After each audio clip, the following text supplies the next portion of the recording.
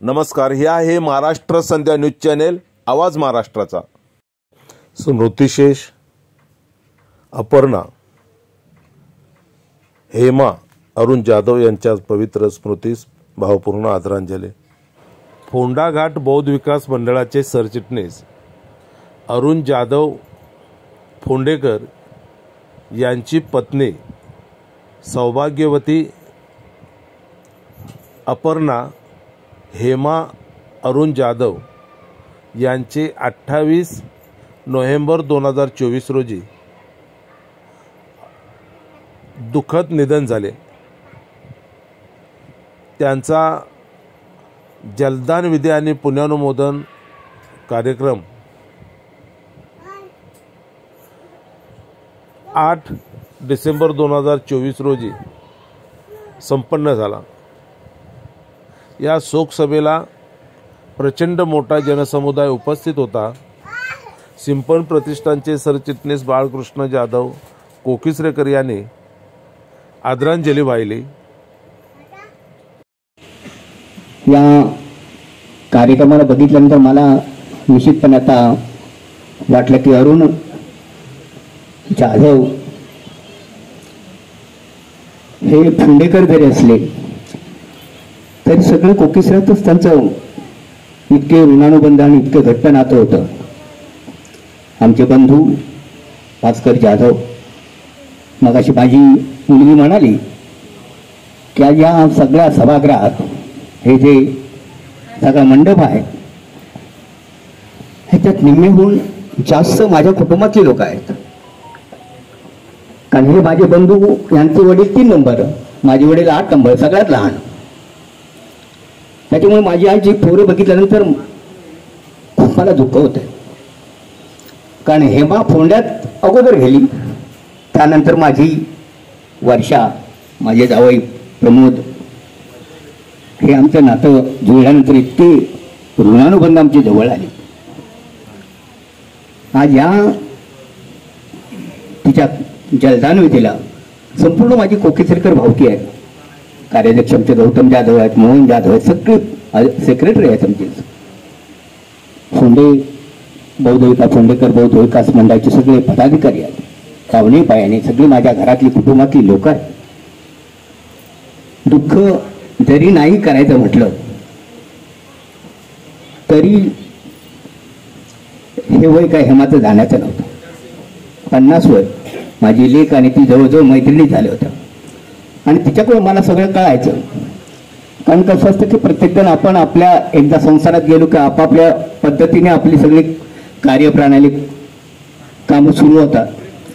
त्याच्यामुळे इतक्या जवळ काय येता आलं नाही, पण अरुण जाधवन मी पाहिलंय, म्हणजे मगाही त्यांच्या बीपीडीतल्या त्यांचे जे सहकार्य पण खूप त्यांचं वर्णन केलं, अगदी मितभाषी।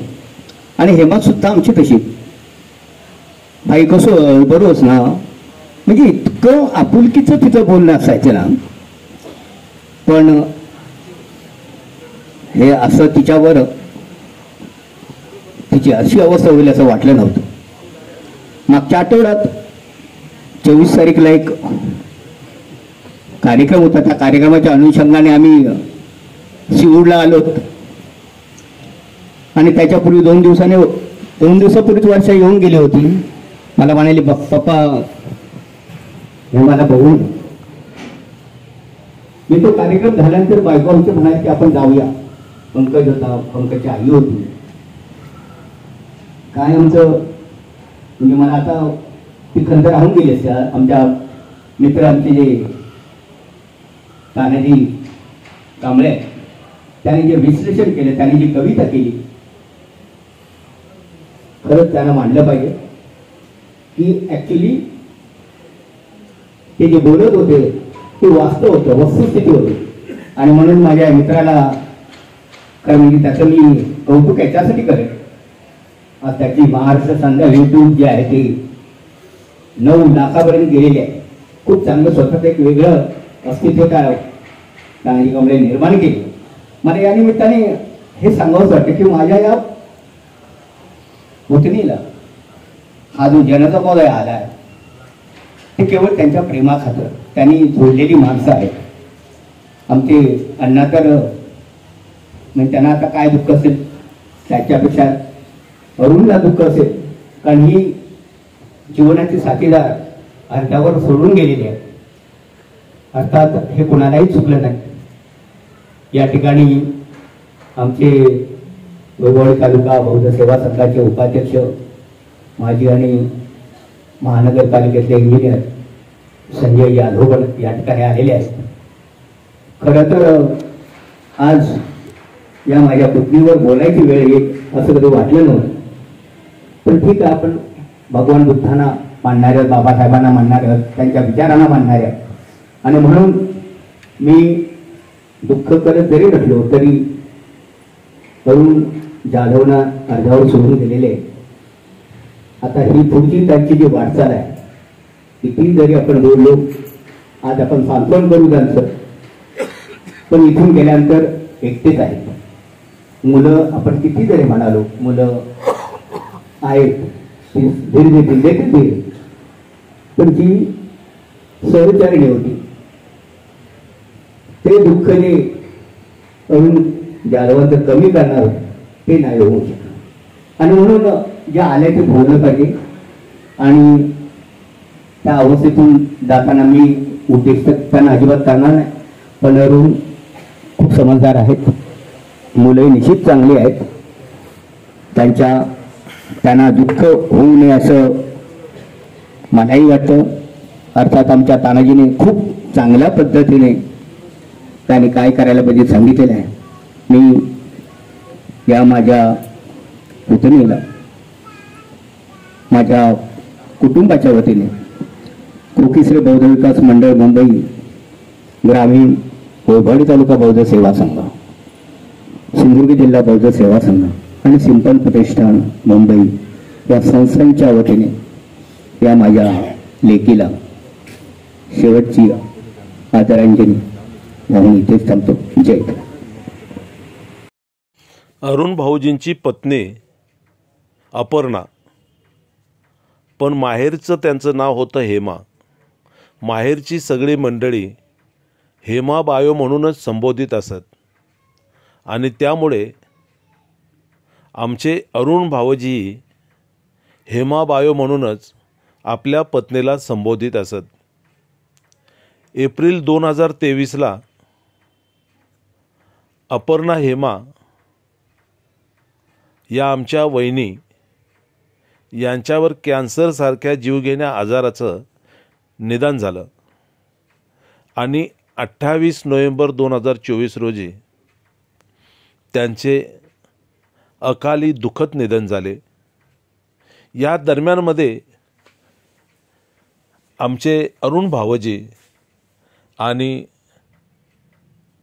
त्यांच्या पत्नी अपर्णा हेमाबायो यांच्यामध्ये जो संवाद झाला, काय चर्चा झाली, काय बोलत होते, ह्या जीवघेण्या आजाराच्या संघर्षातून जात असताना, या संदर्भात अरुण भाऊजींशी मी संपर्क साधून त्यांच्याशी चर्चा केली. त्या चर्चेमधून जे मुद्दे पुढे आले ते या शोकसभेमध्ये मी थोडक्यात या ठिकाणी मांडत आहे. नेतीनं का सूड उगवला माहिती नाही. अरुण भाऊजी म्हणतात, नेतीनं का सूड उगवला माहिती नाही. कॅन्सरसारख्या जीवघेण्या आजारानं घेरल्याचं निदान झालं, काळीच चर झालं, आणि पायाखालची जमीन सरकली. उजेड असूनही डोळ्यासमोर काळाकुट्ट अंधार पसरला. मी गर्भगडीत झालो. आता काय होणार या चिंतेनं काळजात घर केलं.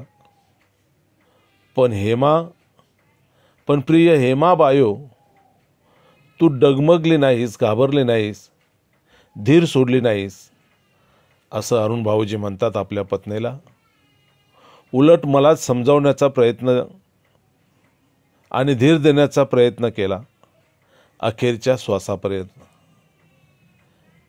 हेमा बायो अर्थात अरुण भाऊजी म्हणतात, या जीवघेण्या आजारातून सुटका होण्यासाठी, वाचवण्यासाठी आपण दोघांनी प्रयत्नांची पराकाष्ठा केली, परंतु सारं व्यर्थ गेलं. अरुण भाऊजी सांगतात, एकदा टाटा रुग्णालयामध्ये उपचार घेत असताना डॉक्टरांनी सांगून टाकलं, तुम्हाला उपचार पेलणार नाहीत, तुम्ही काउन्सिलिंगसाठी बसा. तेव्हा तू हिमतीनं डॉक्टरांना सांगितलेस, काय असेल नसेल ते मला सांगा, मला काय आहे काय होणार आहे मला सर्व माहीत आहे. तुझं हे बोलणं ऐकून काउन्सिलिंग करणाऱ्या मुलांच्याही, वैद्यकीय उपचार घेणाऱ्या डॉक्टरांच्याही डोळ्यात पाणी आलं. अरुण भाऊजी म्हणतात, प्रिय हेमा, ते दिवस आठवतात. आपलं लग्न, आपल्याला झालेली 2 मुलं, आशिष आणि संजना. घरात सुख समाधान आनंदाचं वातावरण सुरू होतं. मुलांचं शिक्षणही पूर्ण झालं. आता त्यांच्या लग्नाचे विचार सुरू होते, त्यांचे संसार बघण्याचे, नातवंडांना खेळवण्याचे. आता आलेले दिवस असतानाच तू आम्हा सर्वांना सोडून गेलीस, कायमची. सर्व नातेवाईक, गणगोत्र, मित्रपरिवार सर्वांना आज एकत्र करून तू भर संसारातून निघून गेलीस, कायमची. अरुण भाऊजी म्हणतात, हेमाबायो, तू पत्नी होतीस, आई होतीस आणि बहीणही होतीस. तू गेलीस आणि माझं सर्व वैभवच निघून गेलं. तू कुठे असशील, कशी असशील, काय करत असशील, या आठवणीने, या चिंतेने काळजाचं पाणी पाणी होतंय. बाबूचे लग्न तुला पाहायचं होतं, पण तेही नाही होऊ शकलं. माझ्या भाग्यात नव्हतं, आणखी काय बोलू. हेमाबायो, मला क्षमा कर. अरुण भाऊजी अर्थ हाक देतात. एक दिवस हॉस्पिटलमध्ये उपचार घेत असताना, हेमाबायो, तू मला, माझ्या 2 मुलांना एकत्र बोलवलीस आणि सांगितलीस, एकत्र राहा, पप्पांना सांभाळा, मुलांना बोलू नका, समजून घ्या. मी तुमच्यातून गेली तरी तुमच्या घरी परत येईन. हेमाबायो, तुझ्या या बोलण्याचं आज आठवणी दाटतात. तू जेव्हा बोलत होतीस तेव्हा आमच्या काळजाचं पाणी पाणी झालं होतं.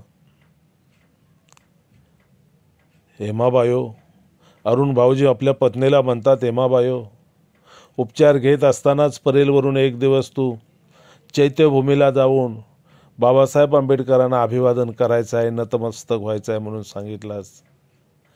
मला घेऊन तू तिथेही गेलीस.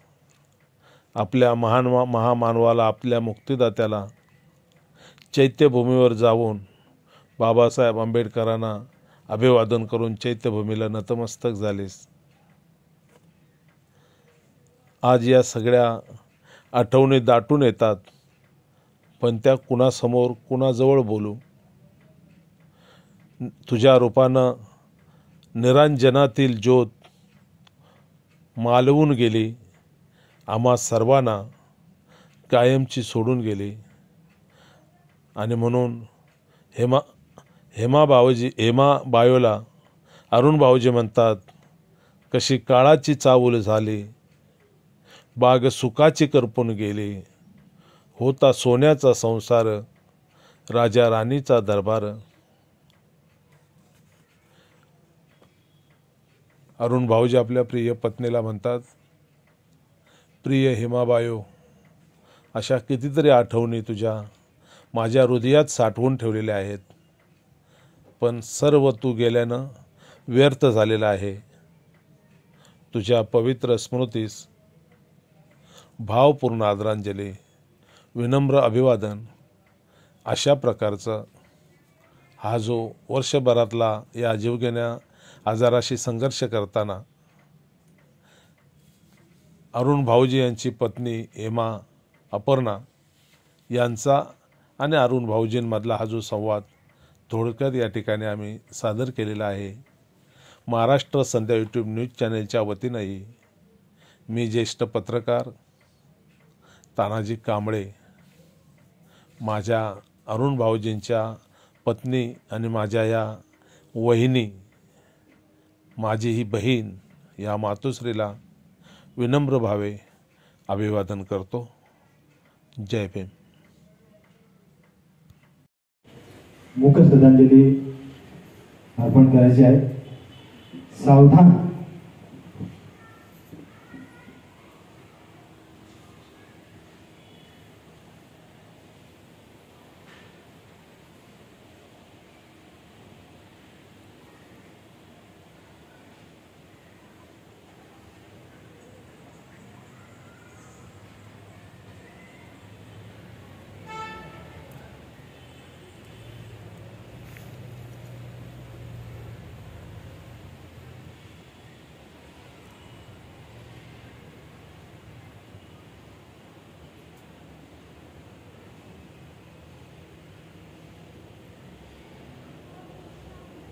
साधु साधु साधु. शेवटची सलती होईल. सब पापस करण कुशल उपसंपदा सचित पर्योदपनम् एतं उठान शासनम् धम्मं चरे सुचरितं नतं दुचरितं चरे धम्मचारी सुखं सेति अस्मि लोके परमेश न तावता धम्मधरो यावता बहुवासति यो जपं पिसत्वानं धम्मं कायेन पश्यति सर्वे धम्मधरो होति यो नपमाजति. नद्धि मे शरणं अयं बुद्धो मे शरणं वरम् एतेन सचवजेन होतु मे जयमङ्गलम्. नद्धि मे शरणं अयं धम्मो मे शरणं वरम् एतेन सचवजेन होतु मे जयमङ्गलम्. नद्धि मे शरणं अयं संघो मे शरणं वरम् एतेन सचवजेन होतु मे जयमङ्गलम्. साधु साधु साधु.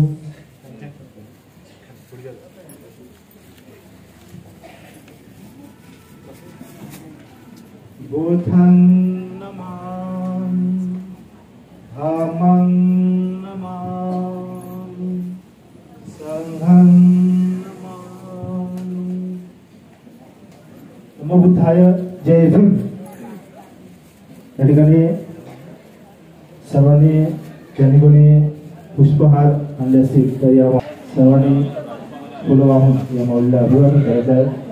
सर्वांचे पुन्हा एकदा आभार मानतो. धन्यवाद. जय भीम.